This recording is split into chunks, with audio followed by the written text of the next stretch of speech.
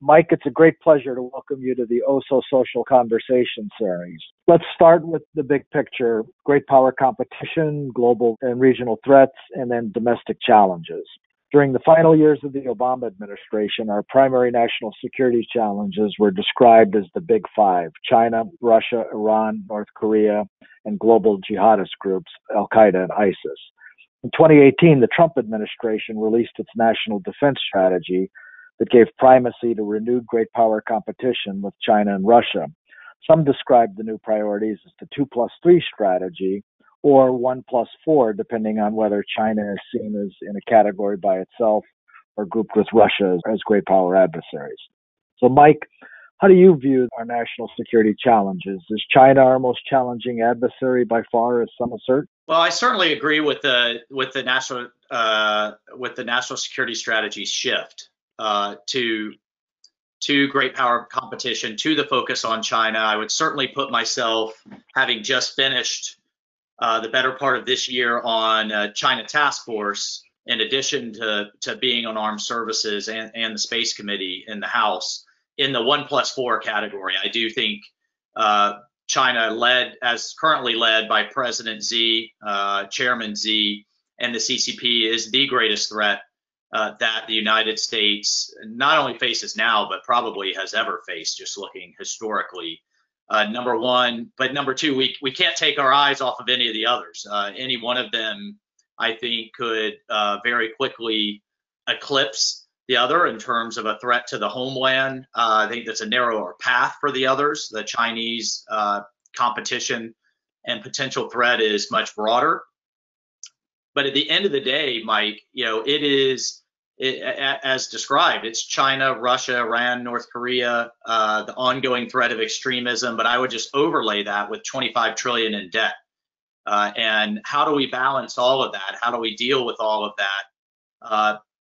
Overlaid with diminishing resources and growing debt, I think that's really the existential kind of question, at least for my time in Congress, probably for the rest of my time, that I'll be there, and is certainly something that the Armed Services Committee, strategists in the Pentagon, and as a country, not just the National Security Committee, but as a country, that we need to be thinking about. Oh, fantastic, Mike. So that's a really great overview, and I want to come back to China in more detail in a few minutes. Tell me now, how serious or what kind of threat do you believe Russia poses? Well, Russia's a diminishing power by most estimates. In fact, with its current death rates, current birth rates, and its demographics, it could be a country with a population less than 50 million by 2050. So just understanding where it's going from a demographic standpoint, where it's going in terms of its economic dependency on fossil fuels, and really the decline in many ways of its military, except for a very small portion that has been, I think, very adroitly used by President Putin. Really, the obvious continuing threat is its nuclear arsenal, and Putin's efforts to modernize portions of it, particularly in hypersonics, particularly in other capabilities that could challenge our missile defenses. But Russia will increasingly be a regional player rather than a global player. One that, of course, as long as it has that nuclear arsenal, one we have to take very seriously. But I think as another decade goes by, it will continue to slide in terms of our concerns in comparison to China. So you've spent a lot of time in Afghanistan and on counterterrorism policy. What do you think of the plan to withdraw? Yeah. What do you think? What do you think of the plan to withdraw all our forces from Afghanistan, and more broadly, the plans that are well underway to withdraw our special operations forces from Syria, the greater Middle East, and Africa? Yeah, I'm really concerned about the direction we're going in Afghanistan. I certainly do not agree with a full withdrawal of all forces. And that's that's something that I've talked to the president about. He knows where I sit on that, and something that I've stated very, very publicly. Look, I completely get his frustration, and not just him, his predecessor, President Obama, President Bush, and on down the line, their frustrations with too long, too hard, too difficult, too expensive. Where's it all going?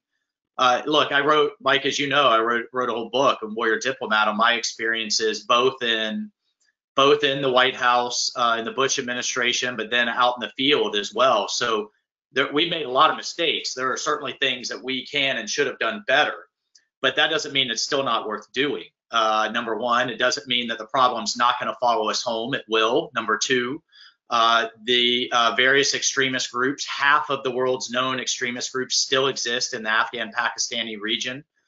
They will exploit a vacuum left by our withdrawal and a potential implosion of the Afghan National Security Forces to be able to threaten us again. And for those, the kind of what I call the endless war crowd, I haven't heard anyone really articulate a post-American strategy except let them take care of it. To prevent it from following home, to prevent these groups from rising again, to prevent them from destabilizing Pakistan with 5 times the population of Afghanistan and a nuclear arsenal. I just think the stakes are incredibly high there. I think the risk is far too high. And for the investment that we have in special operators to continue to keep terrorism at bay, to continue to protect the homeland, I've certainly discussed with a number of the president's advisors that yes, he promised to end endless wars, and I certainly, again, I'm very, very sympathetic to that. But he also promised to protect the homeland, and I want to fight forward. I want them on their back foot rather than plotting and planning. And at the end of the day, we're buying time for the Afghan National Security Forces to continue to improve, so that one day they can truly take their own security into their own hands. And I just remind everybody, now that I'm sitting in my foxhole in Congress, South Vietnam didn't fall when we pulled our advisors out. South Vietnam fell when a few years later, the Congress got frustrated and cut the funding to the South Vietnamese army. That's when, kind of the bottom fell out. But the difference here is, again, that global extremist threat can and will and fully intends to strike the American homeland again. The last thing, Mike, on that is I think we need to think about our presence there also, broader than the counterterrorism presence. It's also a great power competition platform. If you look at the geography where Bagram Air Base is, western flank of China, southern flank of Russia, eastern flank of Iran, I want Beijing looking in 2 directions, not just one direction. And by the way, obviously Afghanistan's borders Xinjiang province, where the Uyghurs are. So, for all of those reasons, I think we need a persistent threat there. And I won't even spend any more time on the obvious human rights reasons as well. Yeah, I couldn't agree with you more, my brother. It's I would add to your great power and counterterrorism interests we have. As you alluded to, we have a counterproliferation interest with next door Pakistan as well. That's right. Next door Pakistan, the Central Asian states. I mean, it's just, we bought and fought for, I don't want to say bought, that could be misconstrued, but we certainly have fought for that relationship with the Afghan government, for that air base where we have a strategic presence. And the worst thing I want to do is see us, 1, give that up, and 2, have to fight our way back in. There's, I think, a real misnomer in Congress and in national security circles that I kind of joke, but it's not funny, that we can just kind of parachute back in from the space shuttle or something. It's, it takes a network to defeat a network. No one knows that as well as you. But the other thing I pressed is, the reason we were able to do what we were able to do in Soleimani and take him out is that we had access and we had folks on the ground. So when these terrorist groups rear up their ugly head again in Pakistan and Afghanistan, where do we have a presence there?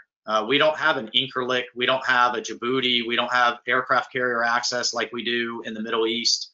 And so, again, as long as I've got a voice and sitting where I'm sitting, I'll continue to fight for us to have a responsible forward presence. Well, good for you. Certainly applaud as you do that.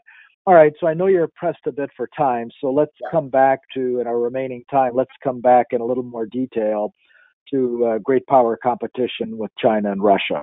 So let's first turn to the specific challenges posed by a rising China. There seems to be a broad bipartisan consensus that our China strategy of engage and hedge that we have pursued across several administrations has not worked as well as we'd hoped, and we haven't seen decisive results yet from the shift in strategy that's taken place in the Trump administration. What do you see as the primary challenges to U.S. national security that China poses, and how should we prioritize and respond to them? Yeah, well, I think you have to look at it from, through the prism of Chinese military theory and how they view things. And they actually view, at least from my understanding and perspective, if we do come to some type of military conflict, that they failed. They, like the game Go, prefer to outmaneuver their enemy until it's a fait accompli. I think they're doing that right now, economically, diplomatically, and certainly from an informational standpoint. So some things that I've been focused on, one is their access to capital. The fact that we're on the verge of the thrift savings plan, the military's retirement plan, from making an investment decision into the Beijing Stock Exchange, I thought was highly irresponsible. And we're able to work with the White House to get that stopped. And I'm now working on legislation to make sure it never happens. But the untold part of that story, I mean, that's $700 billion under management, by the way. The untold part of that story is 22 state pensions currently invest into the Beijing Stock Exchange. So in many ways, both with our investments into China, but also with allowing them access to our capital markets, we're essentially funding, whether it's Belt and Road or their military buildup or their oppressive policies, that's basically being done with American money. And I don't think we've ever done anything like that in history. I can't imagine that we would have retirement plans investing into the Soviet exchange. So really what that underscores is that we've never had a geopolitical national security competitor that we were so intertwined with economically, that Wall Street wants access to those markets, and that we want, conversely, investing into us. So that is going to be a constant tension. That tension is bipartisan, both Republican and I call it kind of the national security world versus kind of the finance world, and that's on both sides of the aisle. That tension has to get worked out. Secondly, the Chinese, and this is in their doctrine, that they are essentially stealing their way to the top technologically, and they're doing it either through cyber, as we well know, and it's been well documented, but also through our academic and research institutions. I've successfully are on the verge of passing some pretty stringent legislation in this defense bill that really cracks down on the talents program and universities and research institutions having access to DoD grants and frankly, U.S. government grants across the board, whether they're NASA, NIH, NOAA, Department of Energy, and that funding of basic and fundamental research that is then flowing out to Beijing as part of its civil military program has to stop. I cannot responsibly continue to appropriate hundreds of billions of dollars for advanced technologies to just watch them end up on Chinese submarines, fighters, and missile platforms. So that tension there at a fundamental level is how do we keep the openness of our research institutes, the openness of our academia, but then also kind of block and tackle and protect that American proprietary knowledge. We haven't fully worked that out yet as a society, but I think that's the direction we have to go. We're on the verge of making some real steps.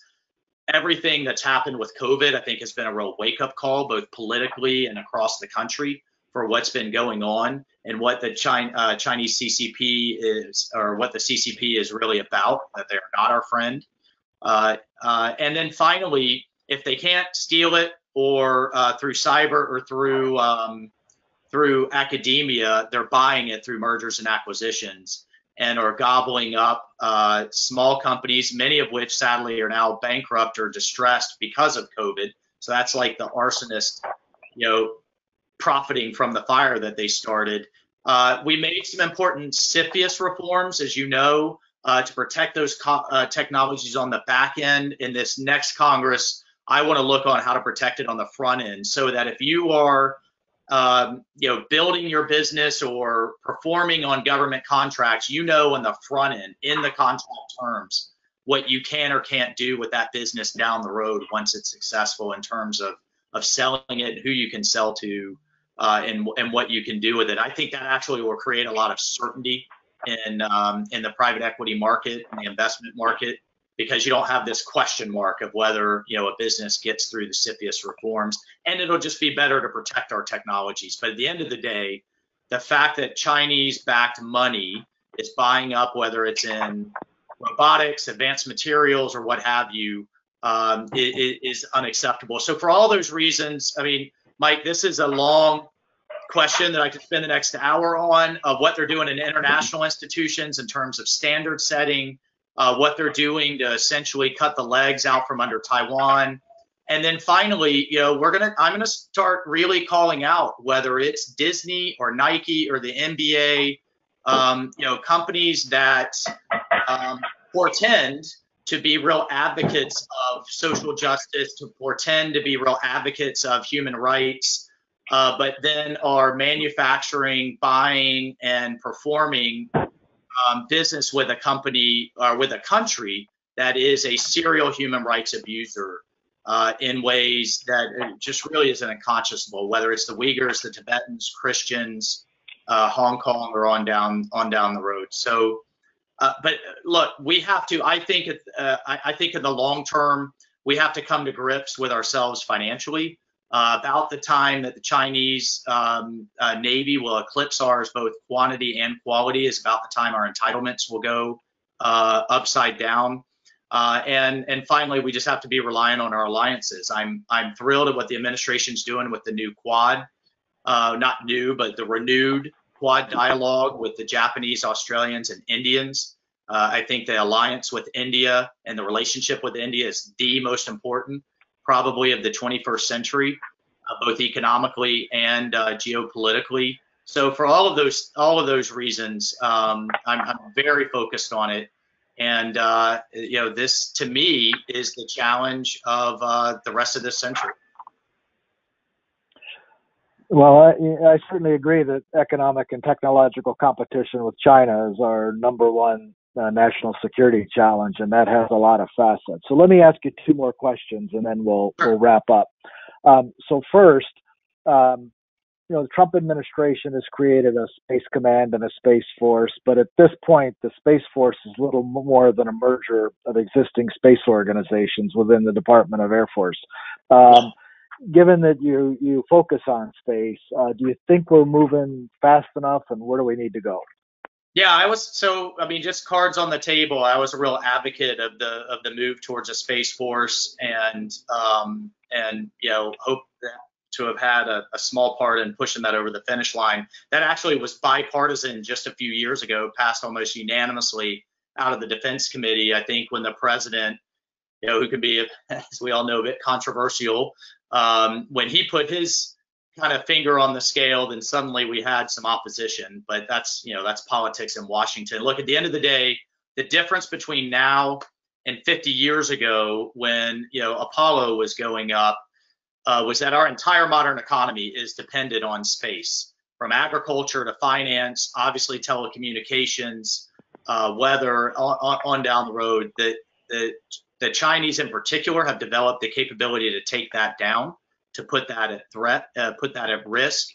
And just as the Air Force split off from the Army and we dominated air power the 20th century, I felt they needed an equal seat at the table in the Pentagon and in the Congress, and when it comes to budgets and that dynamic that I described, which is going to be a crunched budget environment over the next decade, to be able to defend those critical assets. Every single war game now, the first shots are fired in space, and the Chinese did more launches in 2018 than the rest of the world combined. So for all of those reasons, we made a big step in just getting New Branch established. You're right, and we have a long way to go. But I'll continue to push, sitting on both the Civilian Space Committee and the Armed Services Committee in Congress.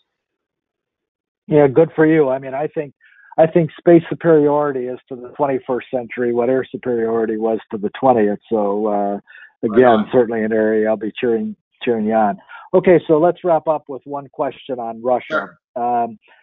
Russia poses a number of challenges to us, ranging from blurring the distinction between peace and war and hybrid warfare, and then, as you mentioned, on the strategic realm, it's escalate to de-escalate strategy using the threat of nuclear, cyber, or other forms of strategic attack. They also, of course, use information warfare to really sow divisions and interfere in our politics and our society and those of our allies.